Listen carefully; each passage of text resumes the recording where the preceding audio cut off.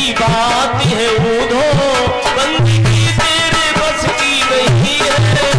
तुमने बात की ऊधो, बंदगी तेरे बस की नहीं है।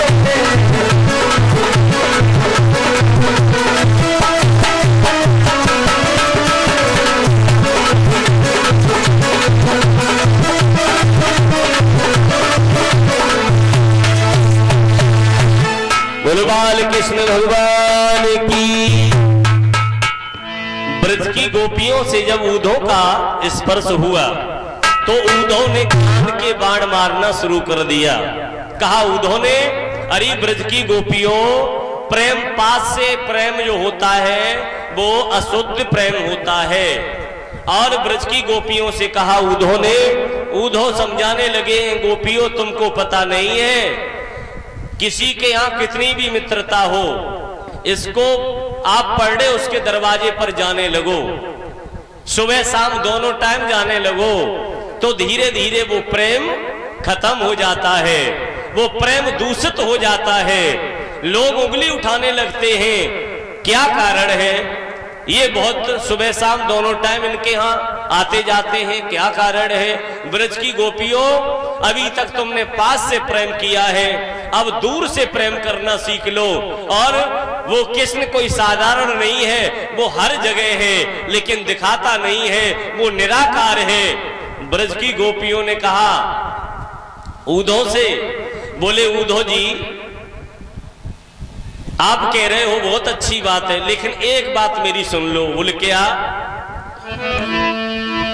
मिला दो श्याम से ऊधो, मिला दो श्याम से ऊधो, तेरा गुण हम भी गाएंगे।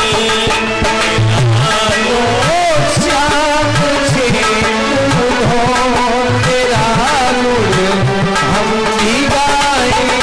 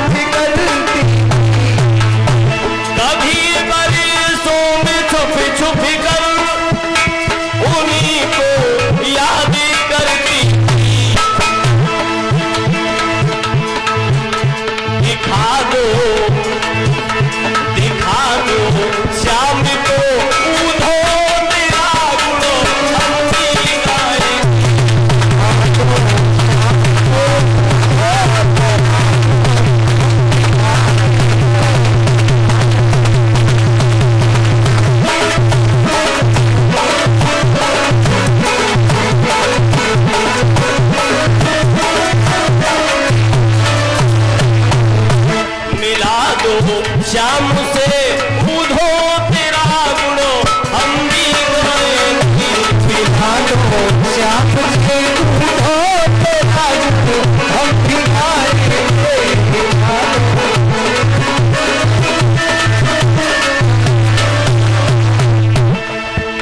आज मेरे भक्तों, ऊधो और गोपी का संबंध शुरू हो गया। देखो, ऊधो निराकार को मानते थे। ब्रज की गोपियों से कहा ऊधो ने, अरे गोपियों, तुम एक मन मेरी तरफ लगाओ और मेरी बात मन से सुनो। अभी तक तुमने पास से दर्शन किए हैं, प्रेम से दर्शन किए हैं, अब तुम ज्ञान के द्वारा, विवेक के द्वारा और यहीं बैठे ज्ञान के द्वारा और दूर से दर्शन कर लो। दूर से जो प्रेम होता है वो शुद्ध होता है। ब्रज की गोपियों ने कहा उधो मिला दो श्याम से, उधो तेरा गुण हमें भी गावेगी, तेरा भी नाम आ जाएगा। ब्रज की गोपियों ने कहा उधो तुम्हारी बात तो हम तब सुने जब मेरे पास मन होवे। बोले जिसके पास मन ही ना हो तो तुम्हारी बात सुनेगा कैसे? बात तो मन से सुनी जाती है, कथा तो मन से सुनी जाती है, और जब मन ही ना हो। उद्धव ने कहा तो मन कहां गया? तो कहने लगी ब्रज की गोपियां, समझाने लगी, सुनो उद्धव कि उद्धव जी मन ना भयो